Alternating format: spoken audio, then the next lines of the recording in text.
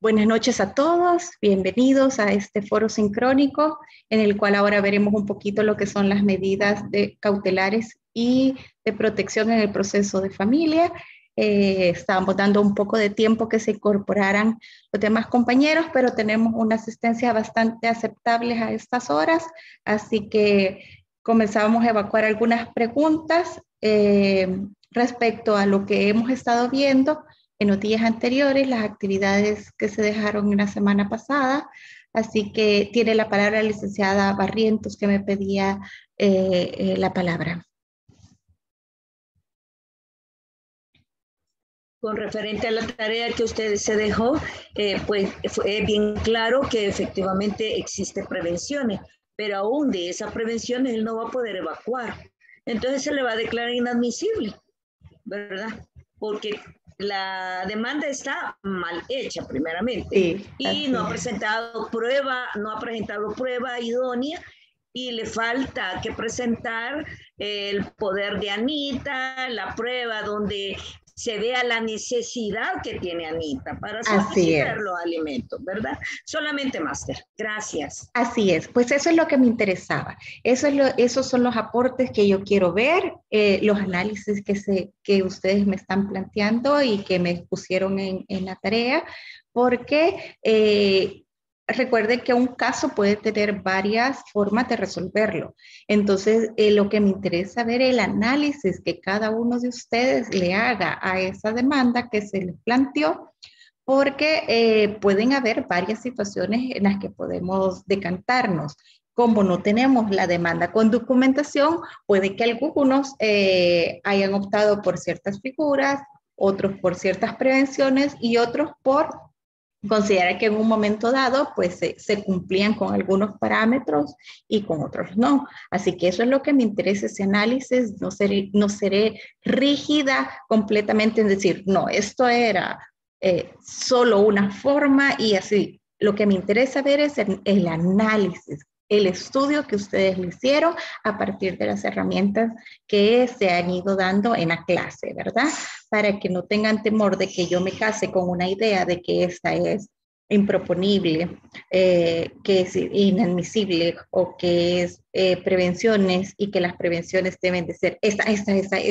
Claro, si en mi consideración hay algún compañero que sea más puntual y que llene todas las formas que yo considero más viables con los elementos que les he dado, obviamente ponderaría yo una mayor nota, ¿verdad? Porque tengo que calificar esos aportes buenos que yo considere, pero no quiere decir que porque no me den el resultado específico que yo considere, van a tener mal a todo.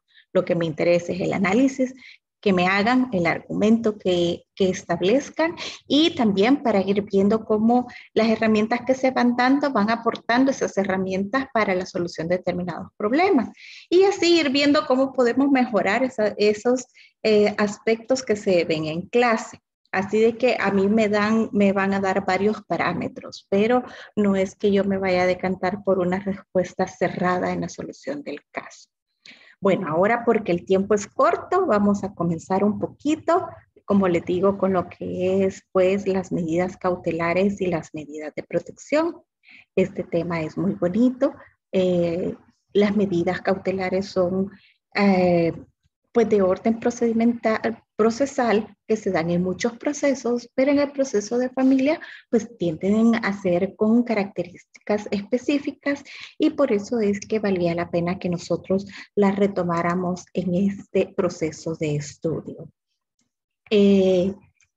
Las medidas cautelares. Vamos a tener un pequeñito repaso previo a la discusión, porque no hemos abordado este tema en clase previa. Entonces, aquí tengo unos conceptos pequeñitos, básicos. Casi todos sabemos, medidas cautelares siguen las mismas perspectivas en la mayoría de procesos, pero las características propias del derecho de familia pues son las que vamos a destacar. En relación a esto, pues las medidas cautelares son decisiones de carácter jurisdiccional, provisionales, discrecionales, mutables e instrumentales. dirigidas a proteger la integridad física y o moral de los miembros del grupo familiar, sobre todo de aquellos que necesitan mayores protección, como decimos siempre, los niños, niñas, adolescentes, la mujer, sobre todo cuando es la única encargada de la familia, y también del adulto mayor o personas con discapacidad. Así, pues esta protección, ¿verdad? Busca satisfacer las necesidades urgentes, inmediatas. También busca asegurar efectos de una sentencia posterior, la finalidad del proceso. Entonces, las medidas consiste en su fin en que es una orden de protección para garantizar un conjunto de derechos a los miembros de la familia, para evitar que se causen daños graves o de difícil reparación a las partes antes de emitir una sentencia. Entonces, estos daños pueden ser de orden patrimonial, pueden ser de orden personal, y es ahí por qué nosotros hablamos de medidas cautelares y medidas de protección. Porque las medidas cautelares, pues, como decimos, son decisiones jurisdiccionales, provisorias, discrecionales, mutables. Y cuando hablamos de que sean medidas de protección, son medidas cautelares, pero que buscan más la protección de derechos personales, como la integridad física de los miembros de la familia. El legislador ha previsto diversas medidas que pueden ser decretadas judicialmente a efecto de asegurar la eficacia práctica de la sentencia respectiva. No todas las medidas de protección están contempladas específicamente en la ley. El juez tiene cierta discrecionalidad para dictarlas, no de manera taxativa. Puede ir un poco más allá, dependiendo de las características propias del caso, siempre bajo criterios de protección a derechos fundamentales, pero sin que se vulnere el principio de legalidad, ¿verdad? Bajo un marco lógico, coherente, en el cual pues se enmarquen hechos a derechos. En tal contexto, las medidas cautelares pueden ser entendidas como los medios jurídicos procesales cuya finalidad consiste en evitar que se realicen actos que impidan o dificulten la efectividad de la satisfacción de la pretensión. Es decir, aseguran que los efectos de una sentencia, que se pueda dar una sentencia y que esta sentencia sea efectiva, eficaz, que busque su objetivo y que no sea letra muerta o una sentencia inhibitoria o de difícil cumplimiento. Las medidas cautelares se pueden decretar antes del proceso, se pueden dictar durante el proceso e incluso finalizando el proceso como medida de protección para la ejecución de la sentencia. Siempre bajo los presupuestos legales, ¿verdad? Y siempre para buscar el asegurar bienes o mantener situaciones de hecho existentes al tiempo al que se pretenden conservar el cumplimiento de la sentencia definitiva, es decir, que aseguran el cumplimiento de una resolución judicial. Puede ser, como les decía, antes del proceso, durante el proceso o incluso en etapa final del mismo para efectivizar su ejecución. Siempre debiendo de establecerse los presupuestos, que es la verosimilitud del derecho que se ampara y la existencia del peligro de la demora, ¿verdad? Para que el juzgador tenga elementos para poder decretarlas, pues son en su mayoría, cuando no son de oficio, pues son a entera responsabilidad de la parte quien la solicita. En materia procesal de familia se recurre a dichas medidas de protección a fin de proteger la integridad física y moral de las personas entre quienes existe un conflicto familiar. Como les decía, las medidas de protección son más de orden de derechos personales, de derechos a la intimidad, derecho al nombre, derechos que no son de orden reales o de propiedad, ¿verdad? Entonces, en ese sentido, hablamos más a la medida de protección como una forma específica de medidas cautelares. Hablábamos de las características de las medidas. Primero, que no se apunta aquí, pero ya lo dijimos que son de carácter jurisdiccional. Es un juez quien la debe de dictar. No son de carácter administrativas, siempre tiene que ser por una orden judicial, tienen que estar amparadas en la ley, en base a lo que la ley establece, algunas en forma taxativa y otras en cuanto a los parámetros que el juzgador tenga para dictar las mismas. Pero siempre son de carácter jurisdiccional. Un juez debe dictarlas en el ejercicio de su función, un juez competente. Otra de las características es que son instrumentales. Estas por lo general están preordenadas, están clasificadas. Como les decía, por lo menos el artículo 130, que ya lo vamos a ver, nos detalla cuáles son las medidas de protección, pero me parece que el mismo artículo nos da también y todas aquellas que el juez considere conveniente decretar. Entonces, no todas las medidas de protección son taxativas en materia de familia, pero por lo general son de orden instrumental, ¿verdad? Que aseguran, ¿verdad?, el objeto, la finalidad del proceso o de la sentencia. Para que sea efectiva, eficaz la satisfacción del derecho conculcado que ha motivado la pretensión que es de conocimiento y decisión del juzgador.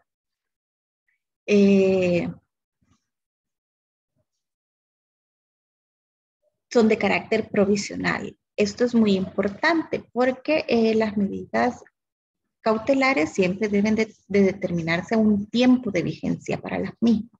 Este tiempo puede ser contado en un plazo o puede ser contado en días, dependiendo también del momento procesal en que se dicte, pero la temporalidad es una de las características muy importantes que no puede dejar de cumplirse, porque por el carácter de las medidas, de que estas son urgentes, se dictan bajo la petición de la parte solicitante, hay un peligro de la demora. Entonces, en ese sentido, tienden a rayar en los límites de los derechos fundamentales de la persona contra las cuales se dictan. Entonces, en ese sentido, la provisionalidad, la temporalidad es uno de los efectos muy importantes de las medidas. Licenciada Hernández. Buenas noches, maestra. Buenas noches. Y si por algún error el juzgado no llegara a darle un plazo a la medida, ¿qué plazo se pudiera supletoriamente establecer o qué se pudiera hacer en ese caso? Porque yo he visto resoluciones en procesos de violencia intrafamiliar donde no le ponen. Y me he quedado con esa duda realmente. ¿Qué pasa cuando no le establecen esa característica de la temporalidad? Pues es uno de los aspectos más importantes de las mismas. Prácticamente no debería de existir medidas de protección si no se dictan bajo ese carácter de temporalidad que indicamos. Es un error grave que es común, sobre todo en los procesos que llevan los jueces de paz. Con el perdón, ¿verdad?, de los jueces de paz, a veces hay muchos que desconocen el proceso de la ley contra la violencia intrafamiliar y los aspectos de la ley procesal de familia. En ese sentido, pues se dan errores graves como el que me está diciendo. Si usted es la contraparte contra quien la ha dictado, usted tiene derecho a recurrir. De solicitar que se establezca la temporalidad, porque si no podría generarse una pena perpetua que ya raya con lo inconstitucional, ¿verdad? Eso sería una disposición arbitraria que vulnera derechos de defensa. Entonces, en ese sentido, pues tenemos las herramientas de los recursos, para lo cual pues se puede hacer uso para establecer esa temporalidad. ¿Y si ya pasó el tiempo para recurrir, maestro?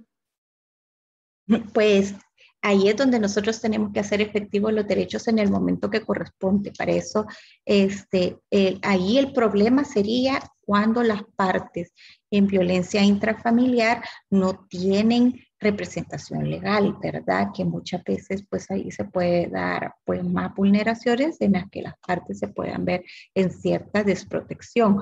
Pero si ya pasó el tiempo para recurrir, pues no podemos hacer nada, porque acuérdense que las instancias se agotan en los tiempos procesales oportunos. Entonces, en ese sentido, pues el control inmediato que tendría que hacerse, pues no está, pero tendríamos que ver en qué estado del proceso estamos, si ya se dictó sentencia, si no se ha dictado sentencia, o solo se dictaron las medidas, porque si se dictaron las medidas y es en una etapa liminar, o sea, inicial, entonces, y es un proceso de violencia intrafamiliar, pues podemos recurrir de la sentencia definitiva, porque al dictarla, la sentencia puede ser alusión a la temporalidad de las medidas, puede dejar sin efecto. Acuérdense que las medidas son revocables, ¿verdad? Son mutables, entonces se puede solicitar que queden sin efecto. Además, el carácter provisional de las medidas no, sobre todo en materia de violencia intrafamiliar, no es procedente que se dicte por meses o por un año.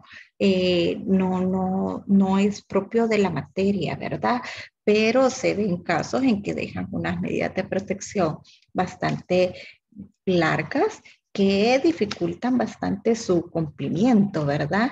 Entonces, como les digo, es importante que las partes hagan uso de los medios de impugnación y también si es en sede de jueces de familia, el papel del procurador adscrito, aunque no todos los juzgadores de familia consideran que el procurador adscrito esté presente en los procesos de violencia.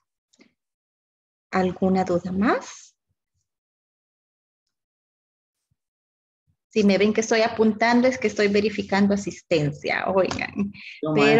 Pero sí me pueden poner si quieren para no dejar ahí a nadie afuera. Me pueden poner en el chat, por favor, su nombre. Están presentes, ¿verdad? ¿Quién me decía yo? ¿Tiene la palabra el compañero? Una duda. Dígame. Tengo entendido que las medidas cautelares son dictadas dentro de un proceso, pero también pueden ser como un acto previo a la demanda. Así es. Ahora, mi duda es de orden práctico. Si yo como litigante voy a solicitar como acto previo a la demanda medidas cautelares, presento un escrito al tribunal, lo llevo a la secretaría receptora o de un solo al tribunal, o cómo opera en la práctica esta parte. Vaya, cuando son previo al proceso y acuérdense que la vigencia son de 10 días. Entonces, por lo general es importante buscar que sean en el mismo tribunal en que se tiene que sería competente para promoverse la pretensión que se va a incoar. Sin embargo, la ley nos dice de que en materia de medidas cautelares es prorrogable la competencia y se puede dictar en cualquier sede, ¿verdad? Dice el 78, la competencia a razón del territorio de los jueces de familia se extiende a toda la República para conocer y decidir las medidas cautelares que les sean solicitadas. En este sentido, si yo voy a ir a interponer una demanda a San Miguel, y por el mismo peligro de la demora, yo me cuesta trasladarme hasta allá, a San Miguel o La Unión, pues puedo solicitar esas medidas cautelares en un juzgado de familia de San Salvador. Y estas tendrán pues ¿cómo se llama? La vigencia, la competencia territorial del juzgador para dictarlas. Y en los 10 días siguientes, pues tengo que promover la demanda correspondiente, ¿verdad? ¿Y lo hago directamente al tribunal o por medio de la secretaría receptora? Por lo general tendría que ser por secretaría receptora, cuando hay secretaría receptora, y cuando no hay secretaría receptora, pues en el tribunal es porque solamente uno puede ver, entonces se hace en forma directa. Pero como cualquiera puede conocer, en ese sentido, la Secretaría receptora la puede destinar a cualquiera de los tribunales, ¿verdad? Que conocen en materia de familia.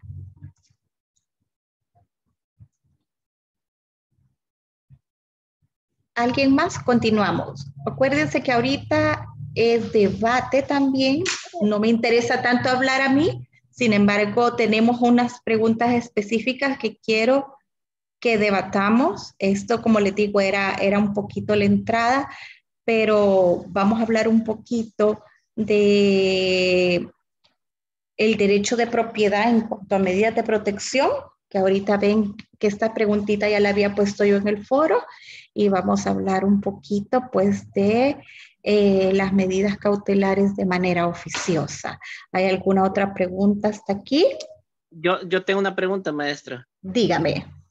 En cuanto a lo que hemos estado observando, nosotros cuando, bueno, en mi caso particular, cuando promuevo un proceso de familia, por ejemplo, un cuidado personal o un régimen de relación y trato, y yo solicito en la demanda, habitualmente me resuelven casi justo con la admisión de la demanda la solicitud de las medidas, ¿verdad? Sí. Y entonces a esto, en el proceso ordinario, en los tribunales de familia, casi eso se me demora casi un mes y medio, ¿verdad? Por lo menos donde yo litigo. Entonces, ¿qué pasa a veces con la resolución en cuanto a esa medida?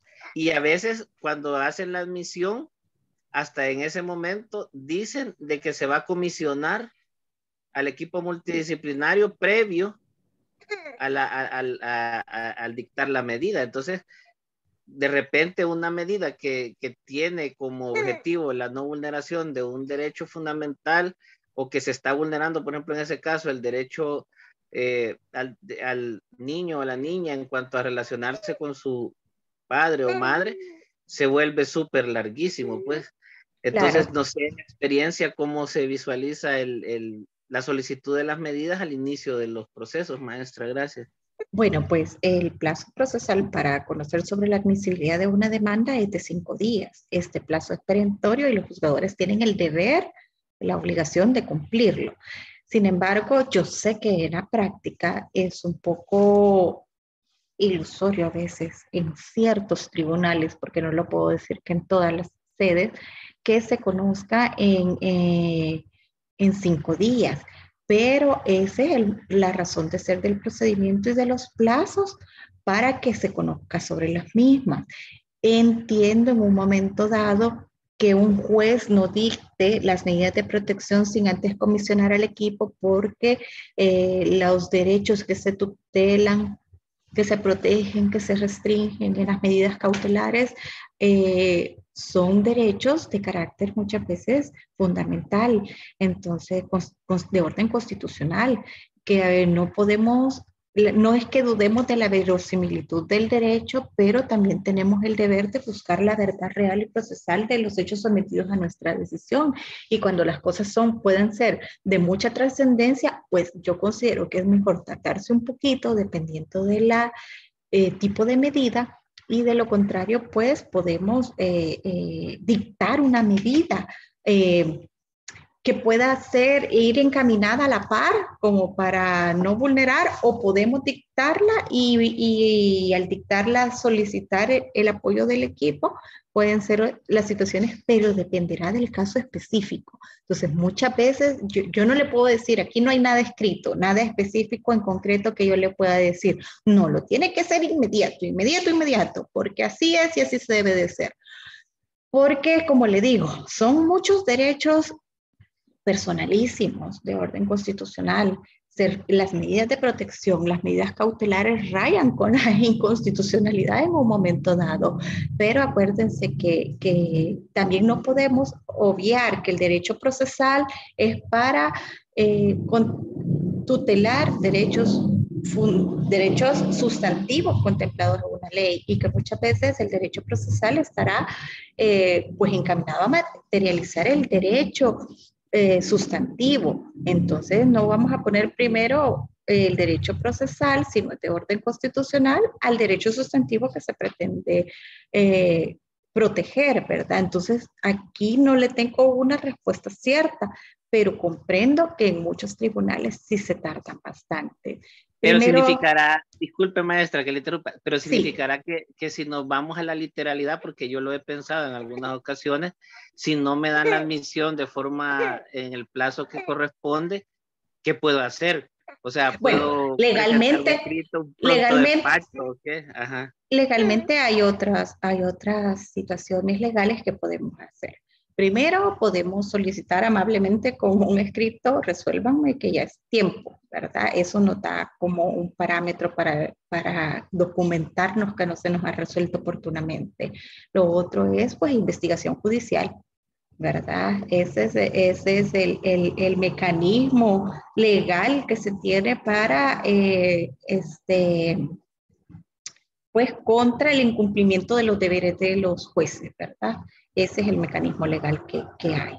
Y la Procuraduría de los Derechos Humanos, ¿verdad? Ese sería otro mecanismo. No sé si le respondo completamente su pregunta, porque pasaríamos con la licenciada Barrientos, luego con el licenciado Alvarenga y luego con la licenciada Jovel. Bueno, en los tribunales de familia de San Marcos, inmediatamente cuando una persona llega a solicitar las medidas de protección, son inmediatamente que se le da esa medida de protección. Sí. Y ese mismo que llegan a solicitar, se comisiona de una sola vez, se comisiona al equipo multidisciplinario, ya sea psicólogo, trabajo social o educadora, depende del caso que nos llegan a plantear inmediatamente. Ahora, en cuanto a lo de la anotación preventiva, donde ella está solicitando que se declare como uso de vivienda familiar por la emergencia que se tenga, por la crisis que está pasando, por la violencia, dentro de 72 horas tienen que presentar el informe. Cuando lo presentan dentro de esas 72 horas, inmediatamente se libre el oficio al registro, al CNR, a fin de que se anote preventivamente el inmueble y se declare como uso de vivienda familiar provisionalmente durante los 6 meses que se le da, porque ese es el máximo que le puede dar el juez durante el proceso, la terminación del proceso, ¿verdad? Porque eso no tiene que pasar, sino que es de emergencia. Bueno, hay una cosita, licenciada Barrientos, sí, que quiero que no perdamos de vista como grupo. Las medidas cautelares se pueden dictar en diferentes tipos de procesos y se pueden dictar en diferentes etapas del proceso. El compañero nos hacía alusión a una medida cautelar solicitada en una demanda. Pero también tenemos que estar conocedores que las medidas cautelares se pueden solicitar previo a una demanda y que duran 10 días hasta que ésta se presente. Y están las medidas cautelares o de protección que se dictan en un proceso de violencia intrafamiliar. Entonces, tenemos que tener claros los tipos de procesos y las formas en las cuales se pueden solicitar. Y también tenemos que tener claros que estas se pueden solicitar en cualquier etapa de un proceso cuando éste está siendo tramitado. Entonces, las medidas de violencia, esas sí se dictan inmediatamente. Las medidas cautelares... No, es que... Dígame, licenciada. No, sí. Yo le estaba diciendo que las medidas de protección vienen siendo casi similares como una medida cautelar. Sí, es una medida cautelar. Ajá, es una medida cautelar. Sí. Medidas de violencia es lo que dice el artículo 7 de la ley contra la violencia intrafamiliar. Eso es independientemente. Eso es otra cosa. Pero estamos hablando sobre medida cautelar. Si la medida cautelar yo la pido previo a la demanda, tengo 10 días para presentar la demanda. Sí, ¿verdad? Así es. Y si yo pido una medida de protección es similar a una medida cautelar, pero ahí, ahí me da más tiempo el juez. Un término es de 6 meses, mientras se sigue el proceso correspondiente. Pero la medida cautelar sí le está diciendo la ley, en el artículo 75 de la Ley Procesal de Familia, le está diciendo bajo la responsabilidad de la parte que lo solicita. Si la parte lo solicita, solamente tiene ese inmediatamente, digamos, porque es por la naturaleza de la causa, inmediatamente, pero usted tiene que presentar dentro del término de 10 días, después de haberle dado la medida cautelar, tiene que presentar la demanda correspondiente. Si no la presente, entonces se declara ya... Se deja sin efecto. Se deja sin efecto la medida cautelar. Así es. Gracias, Máster. Así es, licenciada Barrientos. Gracias por sus aportes. El licenciado Alvarenga. Buenas noches. Buenas noches. Solo aportar ciertos comentarios a raíz de malas prácticas que se llegan a dar. Por lo menos yo estoy en la parte de Soyapango y estos 5 días de la admisión se vuelven mes y medio, 2 meses, por más escritos que se metan solicitando de forma amable que se resuelva. Esos son los plazos que ellos manejan. Aparte de todo esto, lamentable. Sí, por lo menos de mi parte se solicitan en la demanda cuando son fijaciones de cuota alimenticia o algo donde hay derechos de niñez y adolescencia involucrados, como medida cautelar, cuotas alimenticias, y todavía se da la tarea de, aparte de comprobar los dos, que son la apariencia de buen derecho y el peligro en la demora, sustentar el por qué estoy solicitando, aun y cuando en derechos de niñez y adolescencia no tendrían por qué aceptar, así pues se presume que si se está demandando un padre que es responsable en cuanto a las obligaciones parentales, pues tendría que ponerle un poco más de urgencia y un poco más de visión el juzgador. El principio de prioridad absoluta. Así es. Sin embargo, pese a que se tardan 2 meses en resolver la admisión, en el auto de admisión suelen poner, con respecto a las medidas cautelares solicitadas, se resolverán oportunamente y convencerán al equipo. Así es. Y en la parte de las restricciones migratorias, aun cuando se les está demostrando y anexando prueba documental suficiente que se puede vislumbrar que el señor pretende salir del país, se resolverá lo pertinente en su momento procesal oportuno, cuando ya esté fuera del país. Entonces, ese tipo de cosas es lo que uno hace. Y por lo menos yo que estoy en la Procuraduría, es un tanto limitante y frustrante en el sentido que uno como abogado quisiera interponer los recursos que tiene a su disposición. No obstante, es un poco más complejo en la Procuraduría, porque uno en ese tipo de cosas no puede tomar iniciativa propia. Así es. Entonces, hay veces, bueno, hemos tenido problemas en los que los usuarios nos dicen, mire, licenciado, ¿por qué estoy recurriendo? Si eso me está trazando más el proceso, mejor siga adelante con lo que corresponda y deja pasar uno el tiempo.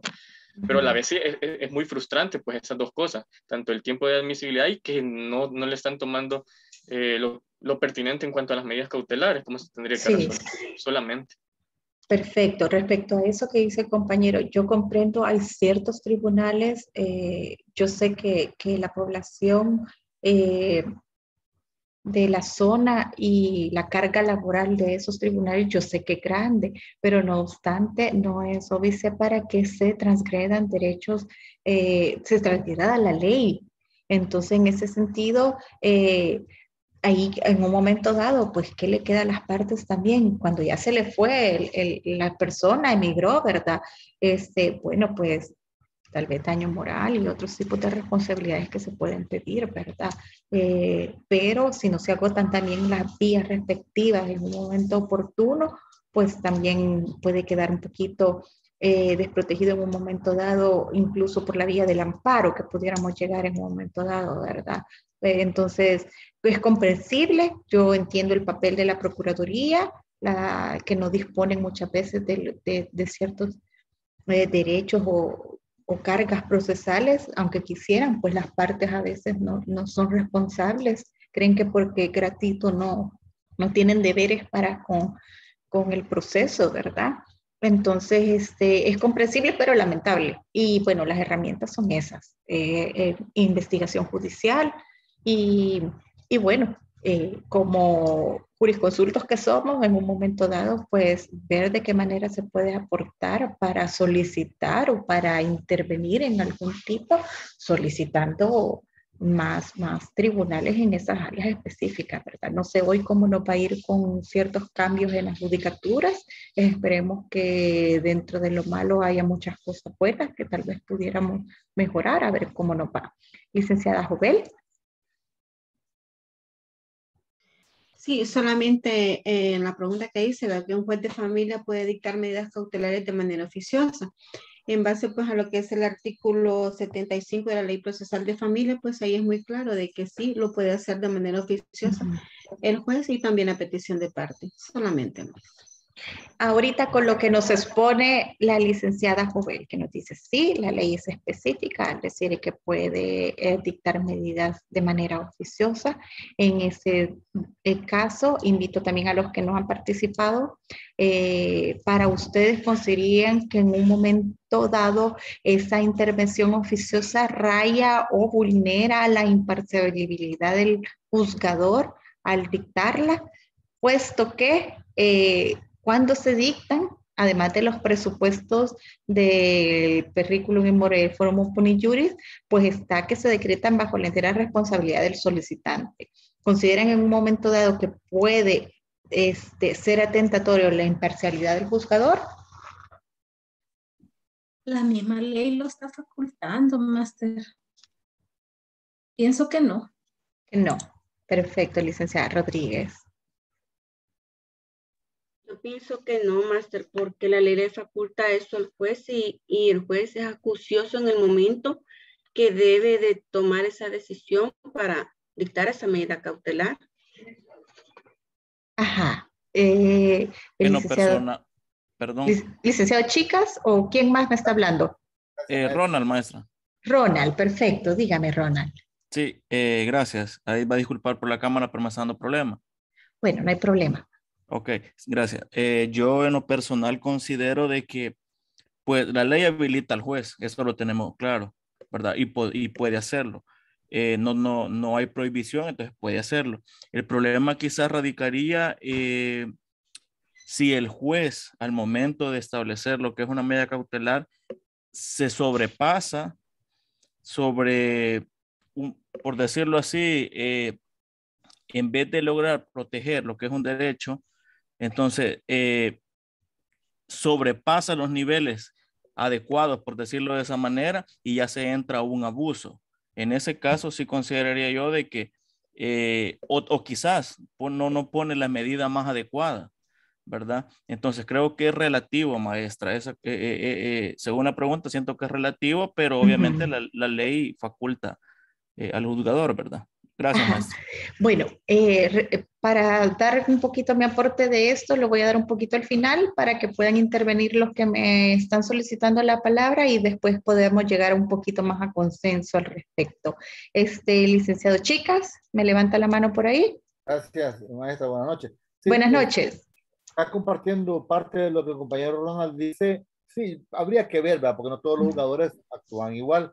Sí. Creería que si un jugador cuando advierte alguna situación que pueda poner en detrimento la protección de la familia o de un determinado miembro de la familia, él está obligado porque el oficio lo determina que la puede imponer la medida cautelar. Entonces, es más, creo que estaría hasta ahí el espacio de recurrir en un momento determinado si la medida cautelar y rogar el derecho. Entonces creo que el jugador no se va a prestar a que se le pase la mano, pero no puede escapar a la realidad. Creo que no todos están cortados con la misma tijera, sino que cada quien tiene un criterio de sana crítica. Entonces por ahí creo que iría encaminada la facultad que tiene el juez de aplicación de la medida cautelar de oficio.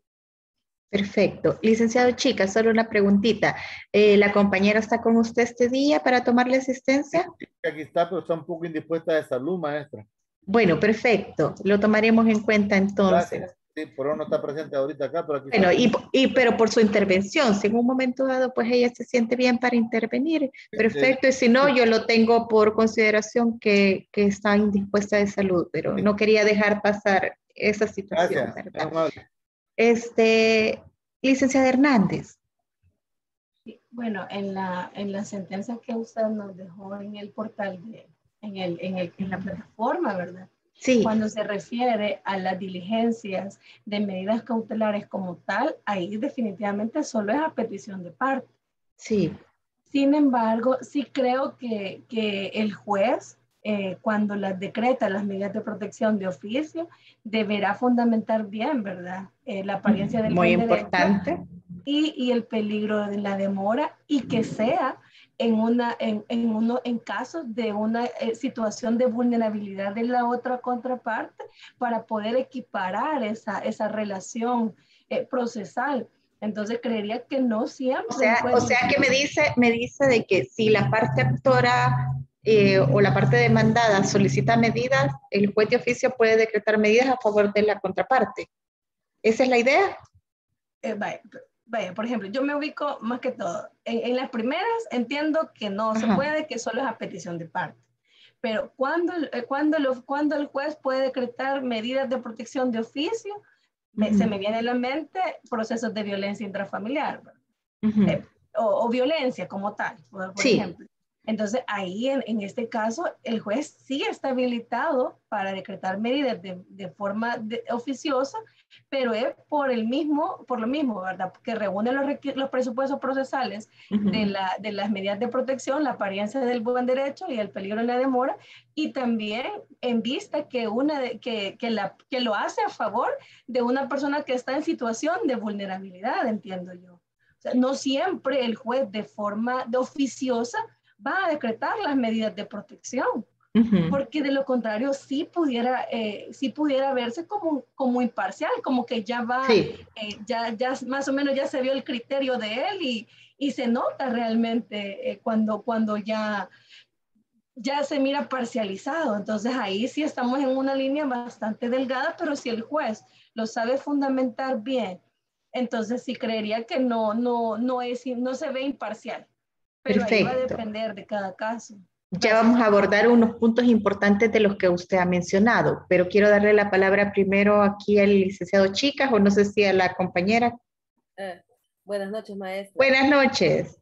Fíjese de que yo con la discusión que se tiene he estado escuchándolo, ¿verdad? Sí. Pero yo solo he visto que los jueces dan mayor énfasis en las medidas cautelares cuando son procesos de violencia. Pero cuando son demandas, como decía el compañero Rodrigo, eso sí tarda. Para mí eso a veces es un milenio que tarda, y a veces se necesitan las medidas, que se dicten medidas inmediatamente, pero sí tarda. Entonces para mí la manera oficiosa sería que fuera de inmediato, como dijo la licenciada Albaluz, pero no es de inmediato. Yo, bueno, en los lugares donde he litigado, sí ha costado. Y creo que hemos sacado medidas, pero sí me han costado. Hay tribunales que sí son bastante céléricos, pero casi la mayoría son tardados. Perfecto. Pues al respecto quería, de los aportes que han dado pues los compañeros que han intervenido ahorita, hay algo muy importante que mencionó, me parece que la licenciada Hernández, que es la fundamentación, la motivación. Para que se establezca que un juez es parcial o imparcial, el deber de fundamentar sus decisiones es vital. Porque como decimos, las medidas cautelares están en un límite que podíamos caer en una vulneración de derechos.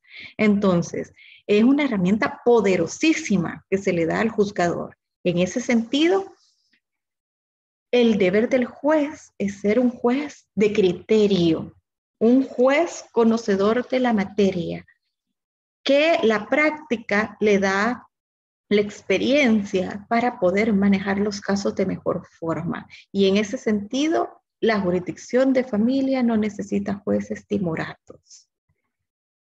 Cuando es cuestión de defender niños, niñas y adolescentes en orden del principio de prioridad absoluta, hay que armarse de las herramientas que el derecho nos da para dictar las medidas en manera oportuna, porque si no es oportuna, no es justicia. En ese sentido, lamentable los casos que exponen que tardan en conocer las mismas. Pero otra cosa que quería aclarar, primero, destacar la importancia de la fundamentación, que con esta vamos a saber si es parcial o imparcial. El fundamento, y partimos de los presupuestos. Con los dos presupuestos, la legitimidad que se tiene para solicitarlas, una buena motivación pues eso nos da pues la viabilidad de decretarlas de una manera rápida, oportuna, eficaz, efectiva, asegurando los efectos de una sentencia o la integridad personal de miembros de la familia, sobre todo de los más desprotegidos. Pero cuando me decía la licenciada Hernández que el 175, el 75, cuando son medidas que se dictan a instancias de partes previo a interponer una demanda, me decía que eran única y exclusivamente en forma que no pueden ser oficiosas, pues ahí podría variar en un momento dado, porque si hablamos de medidas de protección que son encaminadas, medidas cautelares encaminadas a la protección de niñez y adolescencia, y en la solicitud que me hacen, en las medidas que son previa a una demanda y que durarán 10 días, pero si allí se están viendo conculcados derechos de niños y niñas adolescentes y hay ciertas medidas que no me las han pedido, como juzgador, aunque no me las pidan, yo puedo entrar al conocimiento y dictarlas. Entonces, en ese sentido, hay oficiosidad también. Sobre todo como lo que aportaba el otro compañero, cuando es materia de niñez y adolescencia, pues tenemos que aventarnos un poquito más. La protección debe ser pronta.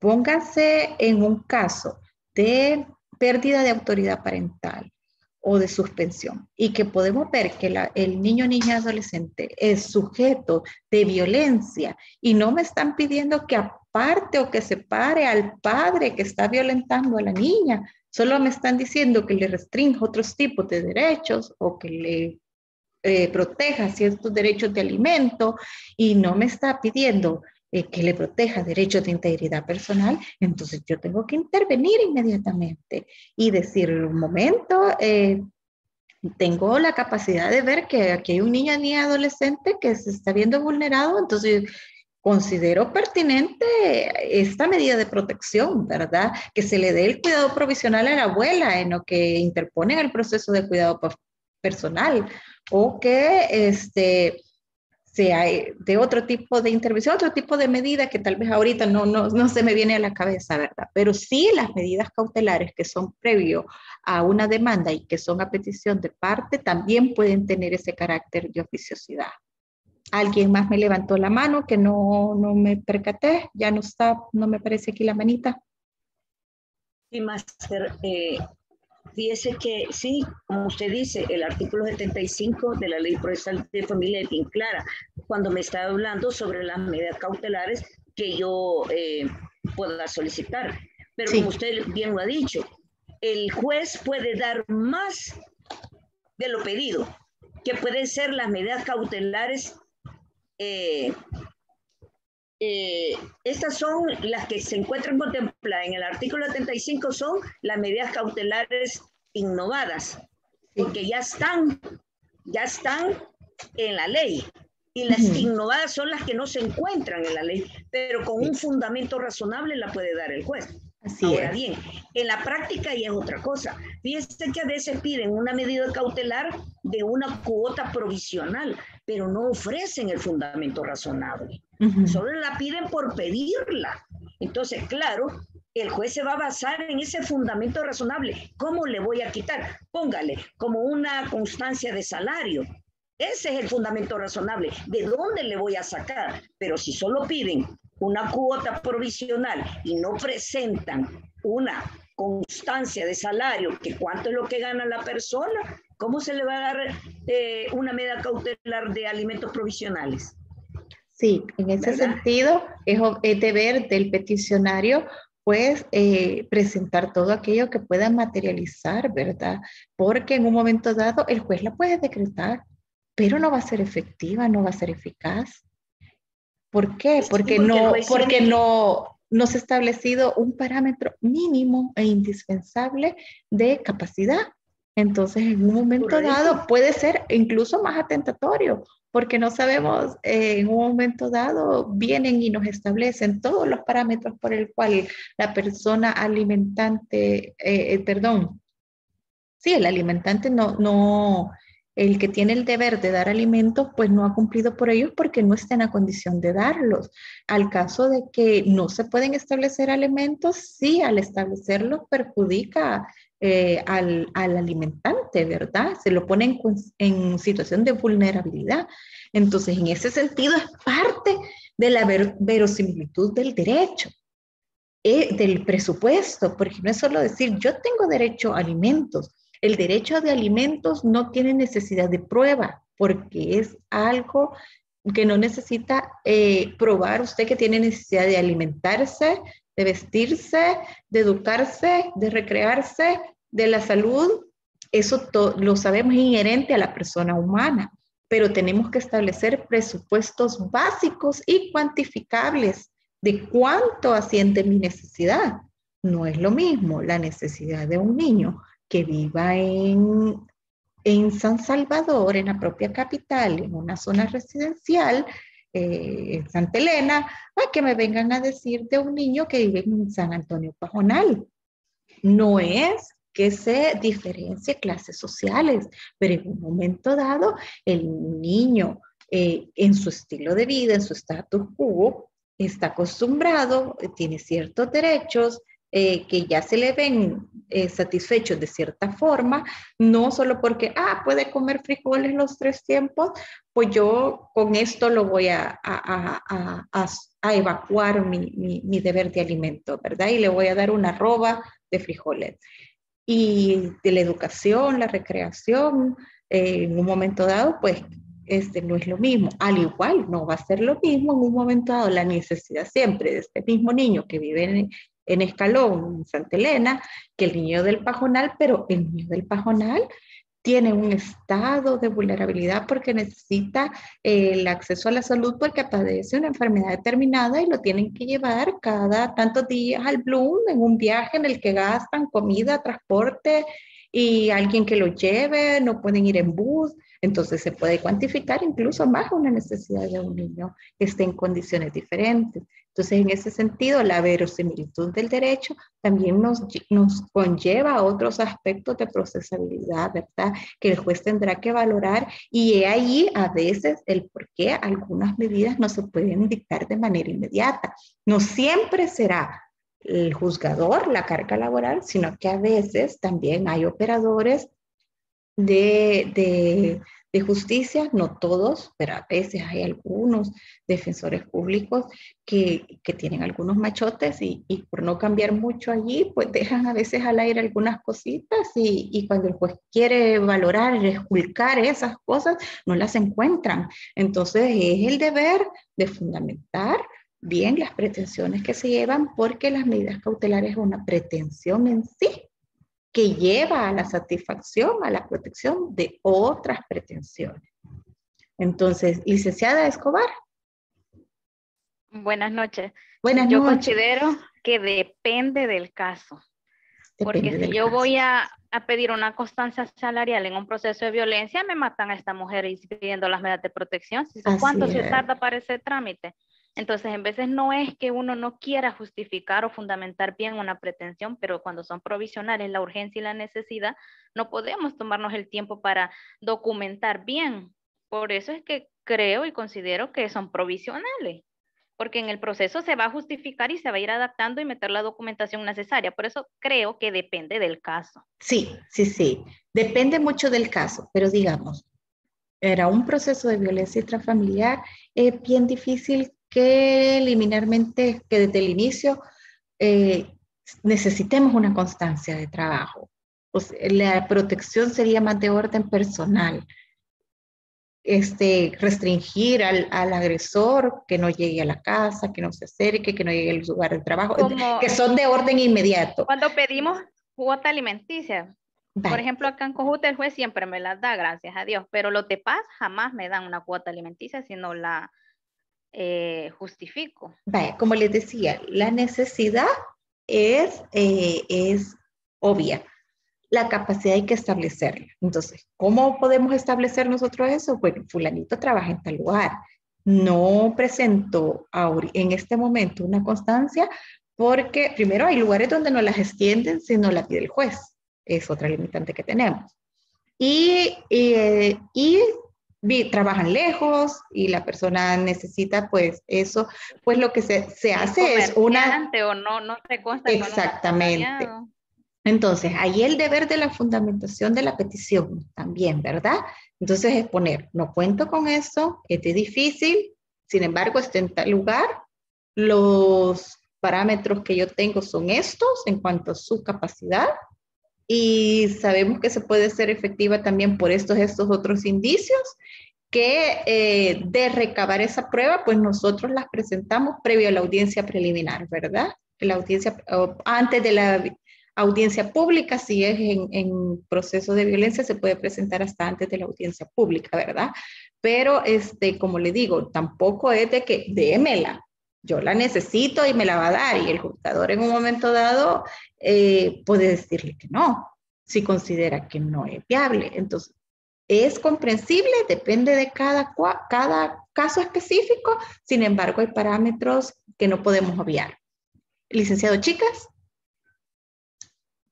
Gracias, maestra. Sí, lo que pasa es que en el caso de los procesos de violencia intrafamiliar, vaya, para el caso que menciona Kenny, pues lo que pasa es que a veces los jueces, y no voy a decir nombre ni apellido, pues, pero tienen pensamientos a veces actuales bastante viscerales, porque se les pasa la mano muchas veces con lo que es la cuota provisional de alimentos. Ni siquiera miden la consecuencia si el padre tiene la capacidad o no, o si lo deja en detrimento o no. Yo creería que de por ahí tiene que valorar el juez también, porque no va a garantizar derechos y desproteger otros que también tengan derecho preferente, pues. Entonces ahí, que uno la dé y otro no la dé, habría que ver la connotación de cómo es que las dan. Yo por lo menos con el juez de familia de Cojute tengo mi reserva, porque yo estuve ahí interino un tiempo y sé cómo trabaja él. Sí, pues en ese sentido, como le digo, cada juzgador pues tiene su forma de trabajar.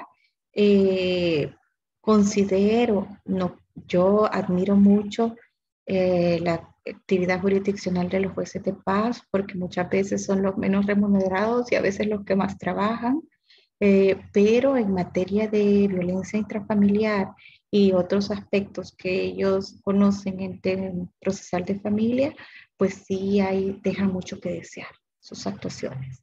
Considero yo que sería un deber de todos los que opten por ingresar a la carrera judicial, ¿verdad? Tener un poquito más de preparación al respecto. Por eso los felicito que han optado por este posgrado, ¿verdad? En el cual nos da herramientas para que al momento de ser operadores o participar en esta actividad, ¿verdad?, jurisdiccional, pues podamos garantizar más los derechos de la familia. Pero sí es necesario que tengamos nosotros esas herramientas, esas perspectivas, esos principios, esos ejes transversales, ¿verdad?, para que los procesos que se conocen de familias tengan un equilibrio y una justicia, ¿verdad? Pronta y cumplida justicia. Licenciada Hernández. Sí, para robustecer un poco lo que dice la licenciada Kenny, en esta jurisprudencia a mí me gustó particularmente este párrafo que dice: las medidas cautelares no requieren de prueba acabada o robusta para ser acogidas, sino que basta que liminarmente surja la verosimilitud en el derecho y la urgencia para que el juez adopte las decisiones del caso. Entonces, si yo en una medida cautelar me pongo a pedir prueba y prueba, entonces pierde la naturaleza realmente. Así es. Porque lo estamos pidiendo por la apariencia del buen derecho y por el peligro en la demora realmente. Peligro de la demora, así es. En ese sentido, como les digo, es bien importante que también sepamos esa verosimilitud, ¿verdad? Que la fundamentemos. Son los presupuestos, ¿verdad? No es solo pedir por pedir. Y tampoco el juez tiene la obligación de dar solo porque se la pidan. No solo porque es a petición de parte, la va a dar. Entonces, es importante ese fundamento en la solicitud y esa motivación de la resolución judicial. Y de ahí dependerá, de allí partiremos si el juez es parcial o imparcial. Esta es una pequeñita presentación que yo les había hecho donde hablábamos un poquito de las medidas. Obvio que como era foro me interesaba más la participación de ustedes. En cuestión de tiempo creo yo que hemos culminado.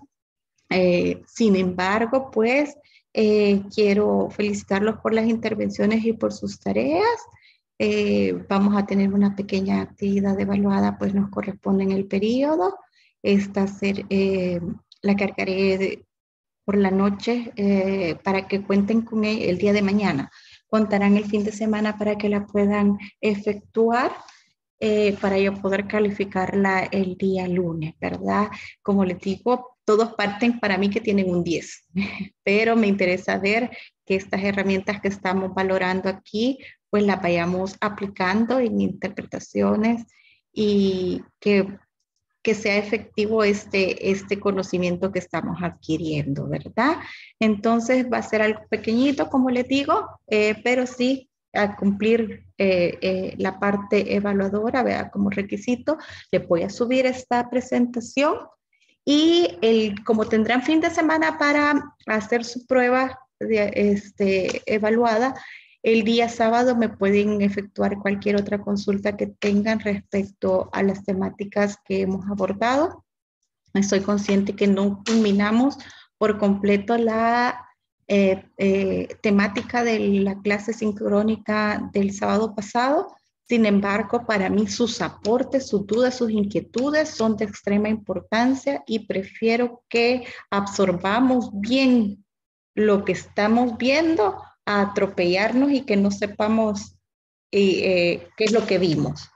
Entonces, si hay alguna duda de lo que no se abordó expresamente, pues me la hacen. Haremos un pequeño repaso previo a la clase de todo lo que hemos visto para que ustedes también les sirva para cuando efectúen su prueba, ¿verdad? Así que en ese sentido les invito a que en su estudio tengan alguna duda, pues la tengan a la mano para que la abordemos el día sábado.